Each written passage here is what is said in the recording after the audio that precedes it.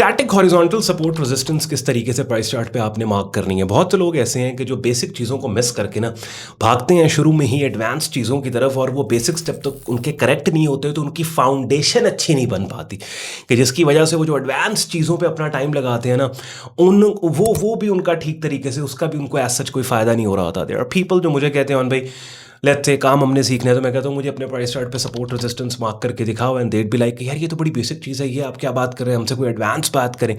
और आप यकीन करें 90% ऑफ द टाइम लोगों को प्राइस चार्ट पे सपोर्ट रेजिस्टेंस मार्क करनी नहीं आ रही होती। ये सपोर्ट रेजिस्टेंस सिर्फ लाइनें नहीं होती प्राइस चार्ट पे, ये सप्लाई एंड डिमांड एरियाज होते हैं, ये इवेंट जोन्स होते हैं, समझ रहे हैं। इसमें आपको काफ़ी हद तक पता लग रहा होता है कि यार कौन सा वो एरिया और लेवल है जहाँ पे आपको लिक्विडिटी स्वीप, ग्रैब और फेक फॉल्स ब्रेकेजेस मिल सकते हैं।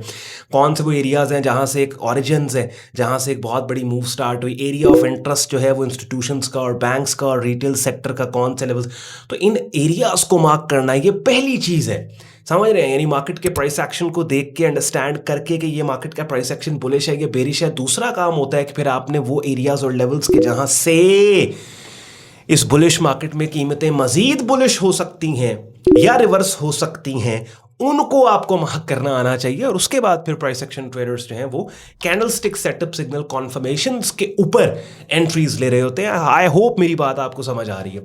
तो वीडियो स्टार्ट करने से पहले एंड पे आज का कंटेंट यूजफुल लॉजिकल के वीडियो को लाइक करके चैनल को सब्सक्राइब करके बेल आइकन पर क्लिक कीजिएगा, और साथ ही साथ वीडियो देखने के बाद जाने से पहले बहुत से यूजफुल लिंक्स मैंने आपके लिए वीडियो को डिस्क्रिप्शन में रखती है, उनको भी आप जाते आते चेक कर लीजिएगा। मेरे प्रेफर्ड ब्रोकर का लिंक दिया हुआ है, मेरी प्रेफर्ड प्रॉप फर्म का लिंक दिया और डिस्काउंट कोड्स दिए हैं जहां से आप फंडेड अकाउंट ले सकते हैं। और प्रेफर्ड ब्रोकरेज में काम कैसे स्टार्ट करना है उसकी नॉलेज इन्फॉर्मेशन लेने के लिए ट्रेडिंग कोड्स की प्लेलिस्ट की पहली 10-12 वीडियोस आप देख लें। और मेरी प्रेफर्ड प्रॉप फर्म में कैसे आपने फंडेड अकाउंट मैनेज करना है, लेना है, तो उसके लिए फिर माय प्रेफर्ड प्रॉप फर्म की प्लेलिस्ट जो अपनी स्क्रीन पर आप लोग देख रहे हैं उसके अंदर सारी डिटेल मैंने आपके लिए रख दी है। आप चलते हैं, मैं स्क्रीन शेयर कर रहा हूँ और डिफरेंट मार्केट्स के ऊपर जाते हैं। सबसे पहले तो ये सपोर्ट रेजिस्टेंस आपने कैसे लगानी है, और फिर ये सपोर्ट रेजिस्टेंस के डिफरेंट टाइप्स हैं, ठीक है। मेनली इसमें static horizontal support resistance areas हैं, और फिर उसके बाद डायनामिक सपोर्ट रेजिस्टेंस है कि जिनमें आपके पास trend lines, channels, moving averages आ जाती हैं। आज की वीडियो में हम स्पेसिफिकली हॉरिजॉन्टल स्टैटिक जो है उनकी बात कर रहे हैं, हम डायनामिक की बात नहीं कर रहे हैं। फिर किसी दूसरी वीडियो में हम डायनामिक की बात करेंगे। ऑलरेडी ये सब कुछ मैंने यहाँ पे आपको ट्रेडिंग कोर्स की प्लेलिस्ट में पड़ी वीडियोस में सपोर्ट रेजिस्टेंस के टाइटल के साथ वो सब वीडियोस यहाँ समझा सिखा दिया, लेकिन चूंकि ये मैं रिविजन्स करवा रहा हूँ इस सीरीज़ में, तो मैं ये आपको रिविजिट हर चीज़ करवा रहा हूँ यहाँ पे। अच्छा जी, अब हम चलते हैं। हमने क्या करना है कि यहाँ पे अब लेट्स सपोज ये यूएसडी जेपीवाई मार्केट का प्राइस चार्ट अपनी स्क्रीन पे आप लोग देख रहे हैं। अच्छा, डिक्शनरी डेफिनेशन क्या है। लेट्स सपोज ये रॉ वनीला प्राइस चार्ट है मेरे पास, ठीक है। इस प्राइस चार्ट के ऊपर कोई एरिया मार्क नहीं है, बिल्कुल प्लेन प्राइस चार्ट है। मैंने यहाँ पे क्या करना है, सपोर्ट रेजिस्टेंस एरियाज मार्क करने हैं। तो अब डिक्शनरी डेफिनेशन क्या है, अब ये लिख लें अपनी डायरी के ऊपर आप, ताकि ये डेफिनेशन को अगर आप याद कर लोगे ना, आपको किसी भी प्राइस चार्ट के ऊपर कभी भी सपोर्ट रेजिस्टेंस मार्क करना आपके लिए मुश्किल नहीं रहेगा। सपोर्ट उस एरिया को कहते हैं चार्ट के ऊपर जो गिरती हुई कीमतों को रोके। The area on the price chart that halts price decline is called support, ठीक है। रेजिस्टेंस उस एरिया को कहते हैं जो उठती हुई कीमतों, बढ़ती हुई कीमतों को रोके। Area on the price chart that halts price advance, उसको रेजिस्टेंस कहते हैं। अब इसी डेफिनेशन को उठा के प्राइस चार्ट पे आप डिप्लॉय कर दो, आपका प्राइस चार्ट मैप हो जाएगा। उसके बाद फिर हमने बात करनी है कि कौन सी वो सपोर्ट है जो ज्यादा इंटेंस है, इंपॉर्टेंट है फला सपोर्ट से। यानी सपोर्ट रेजिस्टेंस जो है वो दो इनकी कैटेगरीज है।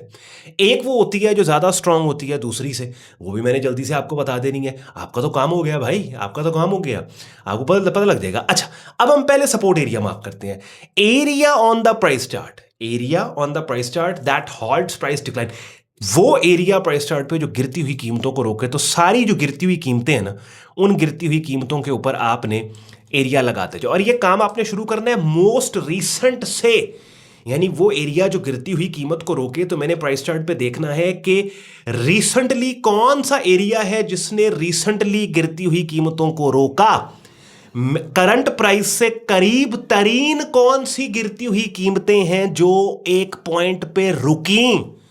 तो करंट प्राइस से करीब तरीन कौन सा एरिया है, ये वाला बनता है ना, ये वाला।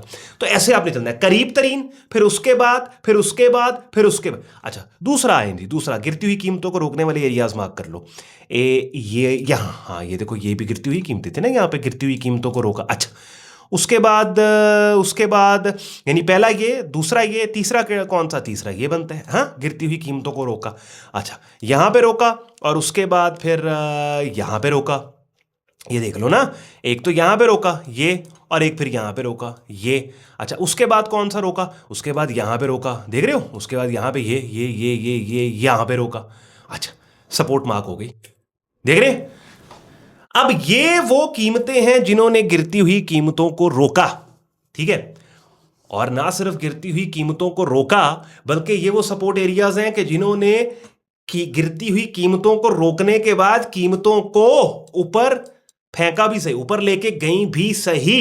तो ये सारी इंपॉर्टेंट सपोर्ट एरिया। अच्छा जी, उसके बाद दूसरा काम क्या करना है हमने, वो लेवल थोड़े से और मार्क करने, और मार्क कर लो। उसके बाद ये आ जाता है यहां पे। अच्छा, वो एरिया जिसने, रेजिस्टेंस क्या होती है, वो एरिया प्राइस चार्ट पे जिसने उठती हुई कीमतों को रोका, area on the price chart that halts price advance, ठीक है। अब देख लो। अच्छा, अब इसमें सबसे पहले जो करंट प्राइस से करीब तरीन बढ़ती हुई कीमतों की रुकावट है, वहां पे लाइन लगानी है।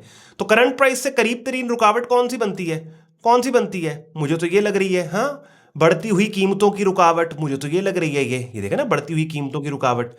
ये कीमतें यहां पे देखिए बढ़ रही थी ना, यहां पे ऐसे बढ़ रही थी, करीब तरीन करंट प्राइस है, तो भैया यही है। अच्छा, उसके बाद फिर ये वाली है, यहां पे ये लाइन है, ये देखा ना, ये बढ़ती हुई कीमतों, उसके बाद ये बनता है ना ये। अच्छा, उसके बाद कौन सा बनता है, उसके बाद ये बनता है, लेकिन ये ऑलरेडी लग गई लाइन, क्योंकि वो यहां पे। अच्छा, उसके बाद कौन सा, उसके बाद ये बनता है, उसके बाद ये, देख रहे हो ये, हाँ, ये यहां पे उसके बाद नहीं, ठहरो ठहरो ठहरो, उसके बाद ये बनता है यहां पे, ये देख रहे ये यहां उठती हुई कीमतें, यहां पे ये की हो गया यार। अच्छा, उसके बाद ये बनता है, ये बनता है, मांगा, ये ले मैप हो गया। मैंने क्या किया, मैंने सिर्फ उस डेफिनेशन की प्रैक्टिकल डिप्लॉयमेंट किया चार्ट के ऊपर, आपका सपोर्ट रेजिस्टेंस मार्क हो गया। अब वो जो मैं आपको बात कर रहा था ना कि सपोर्ट रेजिस्टेंस दो कैटेगरीज, एक का टेम्परेचर दूसरे से ज्यादा हाई है, एक वो सपोर्ट के जिस सपोर्ट ने खुद को प्रूव किया हो कि जिसने ना सिर्फ गिरती हुई कीमतों को रोका हो, बल्कि एक मूव भी उस सपोर्ट एरिया से जनरेट हुई हो, वो सपोर्ट एरिया ज्यादा इंपॉर्टेंट उस सपोर्ट एरिया से है जो कि महज बनी है सिर्फ रेजिस्टेंस के टूटने पे, उसने खुद को प्रूव नहीं किया। कैसे, देखिए ये वाला सपोर्ट है ना, ये वाला सपोर्ट एरिया, इसने गिरती हुई कीमतों को ना सिर्फ रोका बल्कि खुद को प्रूव करके आपको दिखाया कि इसी सपोर्ट से कीमतों ने सपोर्ट ली और कीमतें ऊपर गईं। ये सपोर्ट है, इससे कीमतें ऊपर गईं, ये सपोर्ट है, कीमतें ऊपर गईं। इसका मतलब है ये की सपोर्ट है, ये की सपोर्ट है। ये वाला जो सपोर्ट एरिया है जो अभी बने, जो पहले रेजिस्टेंस था और कीमतों ने इसको तोड़ा, कीमतें इससे ऊपर क्लोज हुई, लेकिन इस सपोर्ट ने कोई मूव नहीं जनरेट की अभी तक, तो ये अनप्रूवन सपोर्ट है ये, लेकिन यहां से कोई मूव जनरेट नहीं हुई, ठीक है। अब ये मैं हरगिज नहीं कह रहा कि ऐसी सपोर्ट एरियाज जो रेजिस्टेंस के ब्रेकआउट्स के बाद नई सपोर्ट एरियाज बनते हैं उनके ऊपर ट्रेडिंग नहीं, उनके ऊपर भी होती है, बिकॉज देखे ना, यहां भी अगर कोई सिग्नल आया और आपने इस इंतजार में मिस कर दी इस सपोर्ट से बाइंग के, भाई नहीं, खुद को पहले प्रूव करे, और प्रूव करने के चक्कर में पूरी मूव ऊपर निकल गई, आपने तो कैश ही नहीं की। आपने एज अ ट्रेडर अटेम्प्ट करना है, ठीक है, लेकिन क्या है कि अगर मार्केट नीचे आती है और इन एरियाज को टेस्ट करती है, तो ये की एरियाज है मेरे लिए सिग्नल्स ढूंढने के लिए कि अगर यहां पे कोई price action buying setup signal आ गया तो ये मुझे पता है अच्छी ट्रेड। सेम कॉन्सेप्ट है, सेम तरीके से आप 5 minute, 15 minute, 30 minute, hourly, 4 hourly chart को आप मैप करते हो, कोई डिफरेंस नहीं। बात समझ रहे? तो यहां भी अगर देखें इनसाइड बार पैटर्न आया हुआ, ब्रेकआउट ट्रेड, या यहां मार्केट कंसोलिडेट करके इस नई सपोर्ट पे मुझे सिग्नल देती है, आई कैन ऑलवेज ट्रेड, इसके ऊपर भी बिल्कुल काम हो सकता है। तो बहरहाल मैं कोशिश कर रहा हूँ यार, इन दिनों मैंने आपको बताया हुआ था ट्रैवलिंग की वजह से मैं रूटीन कंटेंट आपके लिए नहीं लेके आ पा रहा, लेकिन भरपूर कोशिश कर रहा हूँ कि मैं quality, best price action quality content आपके लिए लेके आऊँ और ज़्यादा से ज़्यादा चीज़ें आपको बताऊँ, समझाऊँ, रिवाइज करवाऊँ। कमेंट सेक्शन में मुझे आपने फीडबैक देना है, क्या ये सीरीज़ आपको पसंद आ रही है, ताकि मुझे सेटिस्फैक्शन होगी कि अच्छा यार अगर मैं ट्रैवलिंग में भी था ना तो पीछे से मैं आप लोग जो है वो कुछ ना कुछ इस्तेफादा, आपको फ़ायदा कुछ ना कुछ मेरे वीडियोज़ में और मेरे कॉन्टेंट में हो रहा है। कमेंट सेक्शन में आपने मुझे अपना फीडबैक देना है, और बस कुछ दिन और हैं, उसके बाद फिर हम अपने शेड्यूल रूटीन कंटेंट में आ जाएंगे। तो वीडियो पसंद आई हो लाइक करके, चैनल को सब्सक्राइब करके बेल आइकन पे क्लिक कीजिएगा।